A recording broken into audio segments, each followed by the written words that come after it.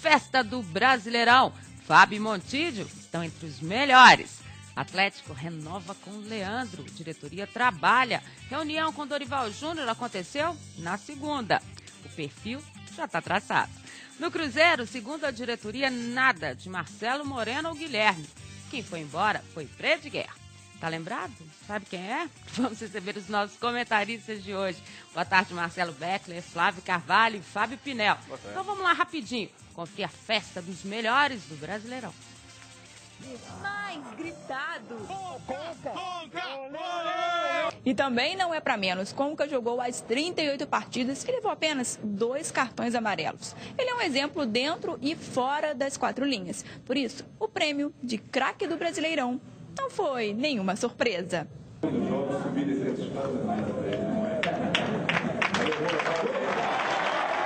Craque da galera também.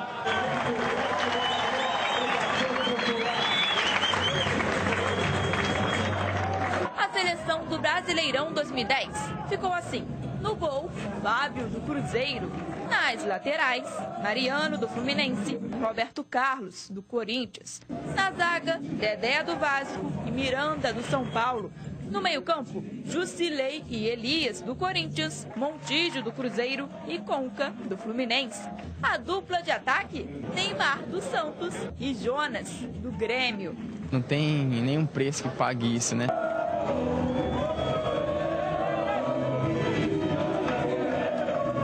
A revelação do campeonato foi Bruno César. O Corinthians teve 3 representantes, o clube com o maior número. E o Timão ainda foi homenageado pelo centenário. Um dos grandes homenageados da noite foi Ronaldo. As imagens no telão deixaram o atacante emocionado. E ele mandou um recado para a torcida do Flu. Não é porque torce pro Fluminense tem que odiar os outros. No fim, o presidente do Corinthians, Andrei Sanches, cutucou os tricolores. Mas é orgulho de voltar na primeira pela porta da frente. Toda ação gera uma reação, mas nada que estragasse a festa da torcida, que vibrou no teatro como se estivesse no estádio. E os jogadores também. Essa taça já teve por aqui também, já a gente vai falar disso. Vamos então falar dessa premiação aí dos melhores do Brasileiro, a premiação da CBF. Justíssima essa do Fábio, né, o melhor goleiro. Acho que o Fábio deveria ter levado todos os prêmios. Ele é o melhor goleiro atuando no Brasil, na minha opinião. Acho que a gente tem, claro, o Vitor, eu gosto muito do trabalho dele. Acho que o Jefferson teve um amadurecimento muito grande. E eu queria dizer o seguinte, o Jefferson é uma prova de que a gente pode passar por etapas difíceis na vida. Eu, pessoalmente, acompanhei um dos momentos mais difíceis do Jefferson no Cruzeiro. Eu estive com ele naquele jogo em Brasília. A gente ficou preso num camarote todo cercado de vidro. E a torcida batia no camarote e o Cruzeiro estava na zona de rebaixamento e dizia para o Jefferson assim, olha só, isso que está acontecendo é culpa sua. Ele superou tudo isso, a gente viveu esse momento junto e eu fico muito feliz de ver nesse momento o amadurecimento dele com tudo que ele passou e aí é prova de que se pode dar a volta por cima. O Fábio também teve um momento muito ruim, deu essa volta por cima. Acho que o Vitor, a não convocação dele para a seleção brasileira também deixou aquela lacuna, né? Fez com que ele ficasse magoado. De não ir à Copa, mas agora também ele está revendo essa história, já está na seleção de novo. Então, são situações que se passam e acho que são 3 grandes exemplos, sem dúvida nenhuma. Concordo. E quanto à seleção, dos 11, 9 foram os meus votados. Eu não votei no Miranda e não votei no Jusilei. Eu só acho que é errado escolher volante pela direita, volante pela esquerda, meia pela direita, meia pela esquerda. É um retrocesso à movimentação do futebol. É difícil a gente ver hoje, né? Como se passa um jogo, ninguém passa o jogo inteiro na direita, ninguém passa o jogo inteiro na esquerda, e mesmo assim a votação é por aí. Eu acho que isso poderia ser corrigido, poucas coisas, mas os 11 foram bons 11. Daria um time bom para disputar qualquer campeonato. Agora a gente tem que contar também que o Sandro Meirahit, né, o melhor árbitro, tomou uma vaia. Quer dizer, que todo mundo, né, não eram só os cruzeirenses em relação àquele jogo do Corinthians, mas de tudo o que aconteceu, todo mundo relembrou essa história, né, Flávio Carvalho? Pois é, Dimara. E ele ganhou, primeiro, depois do jogo do Corinthians e Cruzeiro, a viagem para Nova York, né? Ele foi assistir peças na Broadway, né? Hotel 5 estrelas. O roteiro dele eu não sei. Então, né, foi para lá. Agora, como prêmio pela atuação dele naquele jogo do Corinthians, né, também ganhou como melhor árbitro do futebol Lembrando brasileiro. que a votação foi anterior àquele jogo. Mas eu não acho que ele seja o melhor árbitro do Brasil hoje, não. E nem está, para mim, entre os 5 melhores árbitros do Brasil. Tem gente melhor do que ele. O próprio Leandro Pedro Voaden é melhor do que ele. O Paulo César de Oliveira é melhor do que ele. Também acho que o Simon não deveria estar nessa lista. Né? O Simon errou muito durante a carreira dele. E esse ano também errou muito no Campeonato Brasileiro. Então, acho que nesse ponto, a arbitragem aí, né, ficou a dever esse troféu desse ano. Dos 3 indicados, eu acho que o que passa mais isento no Campeonato Brasileiro é o Paulo César. Exatamente. O Simon teve dificuldades, teve polêmicas envolvidas com o seu nome e também o próprio Ritt. Então, eu acho que o PC deveria ter vencido essa votação de melhor árbitro. Com relação ao Fábio, a comparação com o Vitor é inevitável. O Vitor está na seleção brasileira, sempre em evidência também no cenário nacional.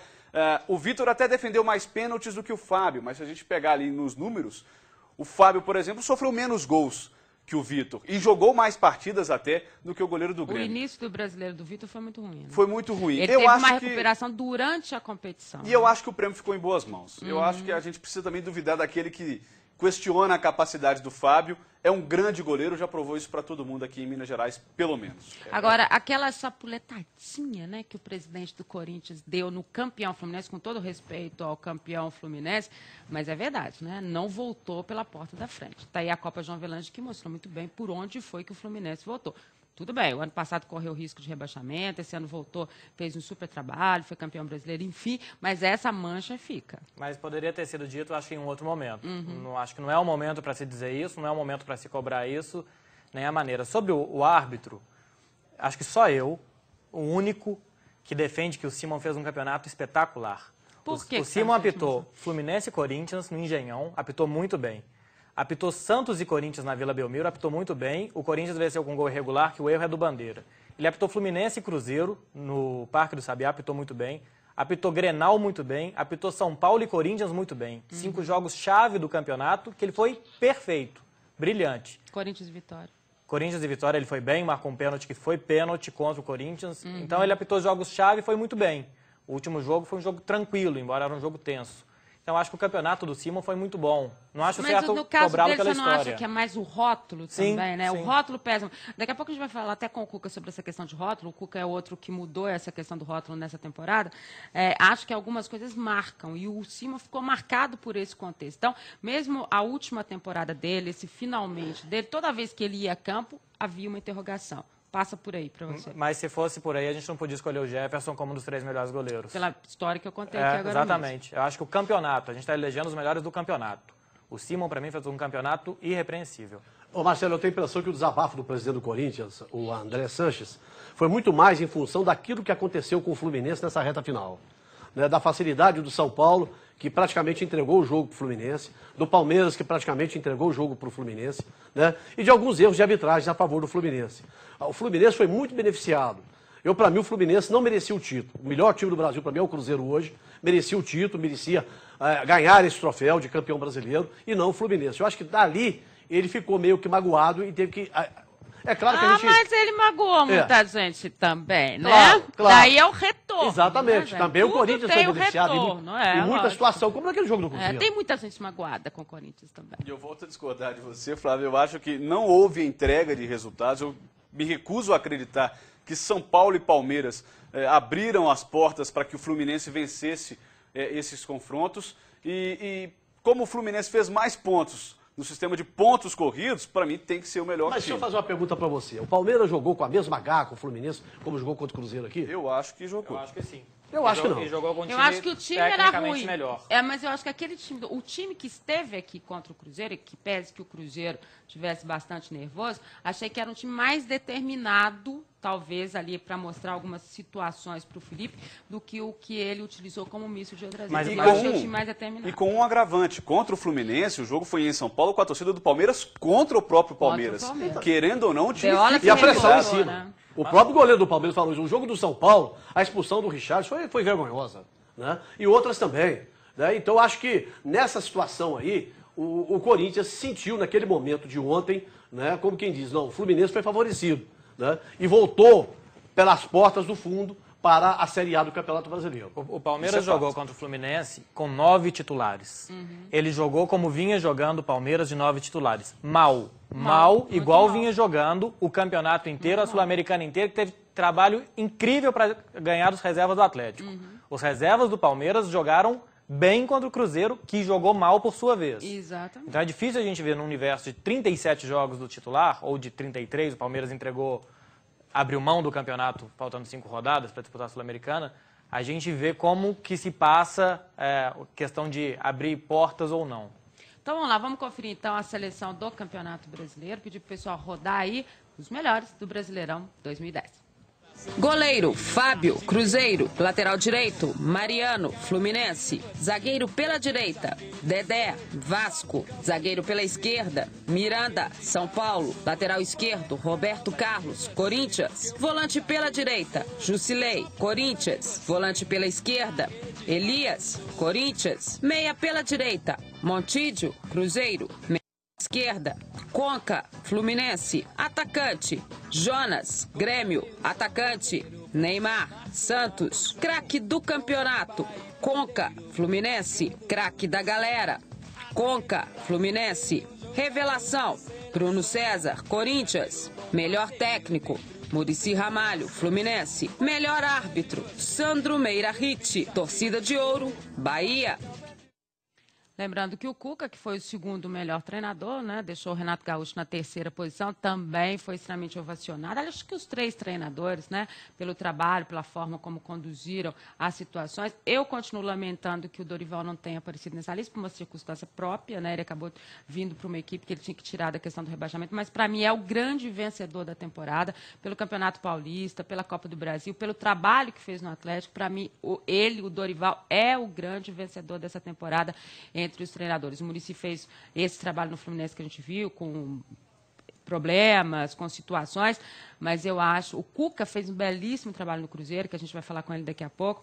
Acho que ele mudou uma trajetória na carreira dele, mas o Dorival, sem dúvida nenhuma, para mim é o grande técnico vencedor da temporada. Também acho. O Dorival teve aproveitamento de 60% juntando Atlético e Santos. O Cuca teve aproveitamento de 64% no Cruzeiro. Mas o Cuca pegou um Cruzeiro pronto, do Adilson Batista, melhorou esse Cruzeiro, e o Dorival pegou terra arrasada no Atlético. Pegou uma herança maldita deixada pela comissão do Vanderlei Luxemburgo. Então, mostra, e com as mesmas peças que tinha o Vanderlei, a diferença de trabalho, deixa muito claro a capacidade do Dorival. Eu acho que o Atlético terminar o campeonato em 13º não salva o ano do Atlético. Pelo contrário, o investimento que foi feito era para muito mais. Mas deixa uma perspectiva muito boa para 2011. Onde que esse grupo pode chegar e com o treinador que tem? Eu tenho impressão, eu acho que os dois merecem. Né? O Cuca pegou o Cruzeiro lá atrás. Né? Se não me falha a memória, estava 12 pontos atrás do segundo colocado, do primeiro colocado. Né? Teve que mexer na equipe, mudou a equipe, deu moral para vários jogadores que não estavam jogando com a Adilson. Fez essa mudança no time do Cruzeiro, do próprio Hélio Paulista, do próprio Roja. Jogadores que estavam aí sem a menor confiança, né, com o time do Cruzeiro. E o Dorival também. Eu acho que o Dorival, a grande função do Dorival foi o fator psicológico. Porque o futebol do Atlético, a parte tática, ele pôde trabalhar muito pouco. Jogando quarta, sábado, quarta e domingo, ele pôde trabalhar muito pouco. Mas a parte psicológica, dar moral para o grupo, né, incentivar o grupo, aquilo que não estava acontecendo com o Vanderlei Luxemburgo, para mim foi a grande virtude dele. Todos os 3 indicados, e mais o Dorival Júnior, têm motivos para chamar a atenção nessa escolha de melhor técnico do Campeonato Brasileiro. É uma pena que é uma votação assim restrita, não é aberta a todos. A gente pode destacar aí o Muricy, por ter pego o Fluminense no meio do caminho e feito um trabalho também de motivação na equipe e chegando ao tetracampeonato pessoal no Campeonato Brasileiro. O Renato Gaúcho, que eu particularmente não gosto, mas tem se mostrado um bom treinador, fez um trabalho sensacional no Grêmio. Tirou o Grêmio lá da zona de rebaixamento e o colocou, dependendo do resultado do Goiás na Sul-Americana, na zona de classificação para a Copa Libertadores da América. Lá de baixo para o 4º lugar é muita coisa para uma equipe.